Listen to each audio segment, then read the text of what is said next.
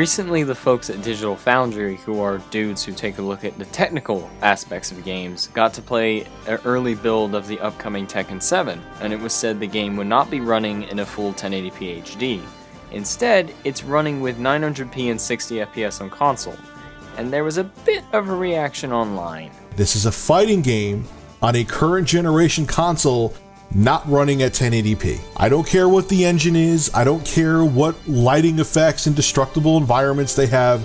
It is a fighting game. It is absolutely unacceptable that it is not running at 1080p. When this info dropped, people had a very exaggerated reaction, and coming from someone who has played fighting games for so long, does it really matter? This reminds me a lot when King of Fighters 14 was announced. It was dubbed for having PS2 looking graphics, but yet the game was actually pretty good. Both of these topics have got me thinking, what are the standards for a fighting game?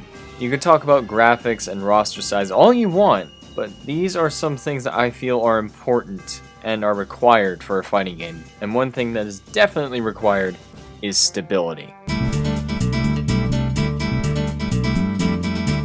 Stability is very important in fighting games, and when I mean stability, I'm talking about frame rate. Frame rates can affect how smooth a game feels. In other genres, most of the time, frame rate doesn't really matter.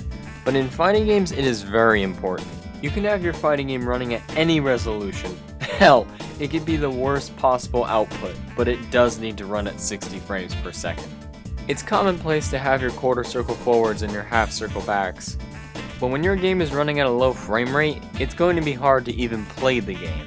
JoJo's Bizarre Adventure All-Star Battle is a good example. The game runs at 30 FPS, but it feels as if you're playing on the goddamn moon sometimes. To put it simply, would you want your fighting game running like this?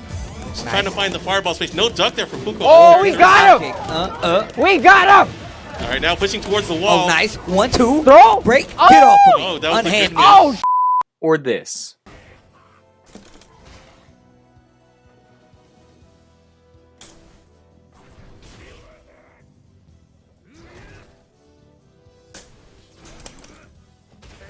Oh, wow. I think the answer is obvious. I mean, it could have been worse. Train sword blade. Haste. Fist. Forearm. Thrust.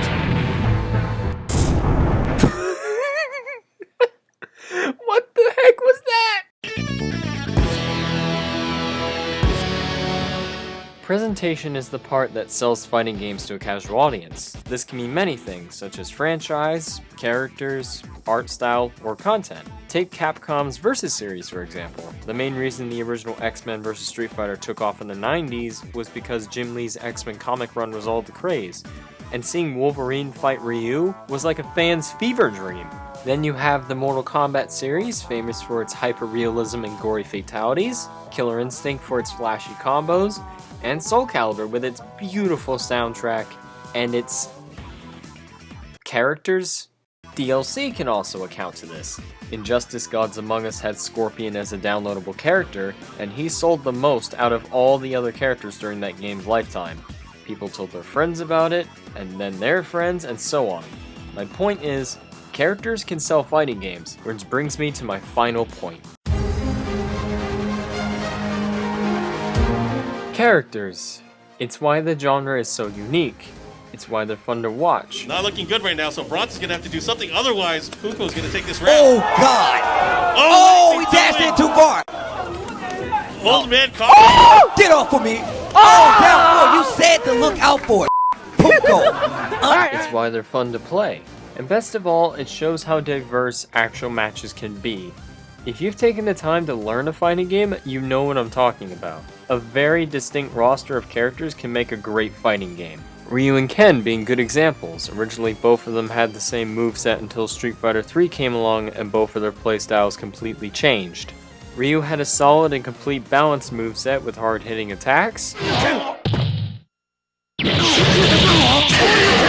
while Ken had better poking range and very flashy combos, but risky to pull off.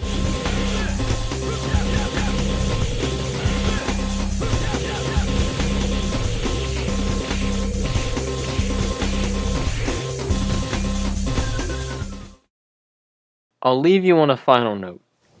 Character roster from a casual perspective is just a whole bunch of characters to play and a whole bunch of fun. But from an experienced player's perspective, it's over 50 plus hours of learning, fiddling, and mastering all the characters. Having a bunch of characters to learn and do cool combos with them is what I love to have in fighting games the most, and it's what I feel can set the standards for a fighting game. But also, let's be honest, even though Tekken 7 doesn't run at 1080p, would you still want to have hype moments like this? Good punish there from Bronson. Could have had a Hockney, I think. Nice down 4-1-1. I like the way he's using a nice air conversion. Again, gonna get a shine. Oh, wow. Hitting the wall. Get him!